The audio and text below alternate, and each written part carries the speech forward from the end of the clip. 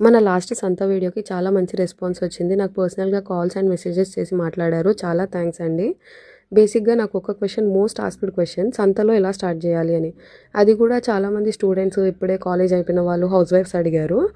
So videos చూసి ఇలానే ఉంటుంది అని కాకుండా చాలా ప్రాబ్లమ్స్ ఫేస్ చేయాలి మార్కెట్లో పెట్టాలి అని అన్నా కూడా. సో ఉన్న మనీ అంతా తీసుకొని వచ్చి ఇందులో పెట్టేస్తే మనీ వచ్చేస్తాయని కాకుండా ట్రై చేయండి. కానీ ఇన్వెస్ట్ చేసే మనీ లాస్ అయినా పర్లేదు, లేట్ అయినా పర్లేదు అంటే అలా అనుకుంటేనే ట్రై చేయండి. జాబ్ చేస్తూ అది కంటిన్యూ ప్రాసెస్లో ఉండి ఇన్కమ్ సోర్స్గా జాబ్ పెట్టుకొని సెకండ్ సోర్స్ ఆఫ్ ఇన్కమ్గా స్టార్ట్ చేయండి. మనకు జాబ్ ఉంటే మనకి ఇక్కడ లాస్ అయినా మనము మన శాలరీ తోటి మనం కవర్ చేసుకోవచ్చు. జాబ్ లేకుండా ఏం లేకుండా మనీ తీసుకొచ్చి అందులో మొత్తం ఇందులోనే పెట్టేస్తే మనకి వచ్చేస్తాయి అని అనుకుంటే ఓవర్నైట్ ఫేమ్ అందరికీ రాదండి.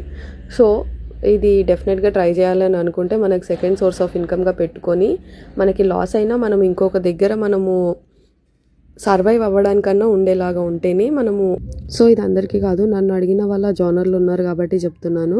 మనీ బారో చేసుకొని స్టార్ట్ చేయడం అనేది చాలా రిస్క్. ఇంకా ఒకవేళ జాబ్ ఉంటే మీరు మేనేజ్ చేసుకోగలరేమో.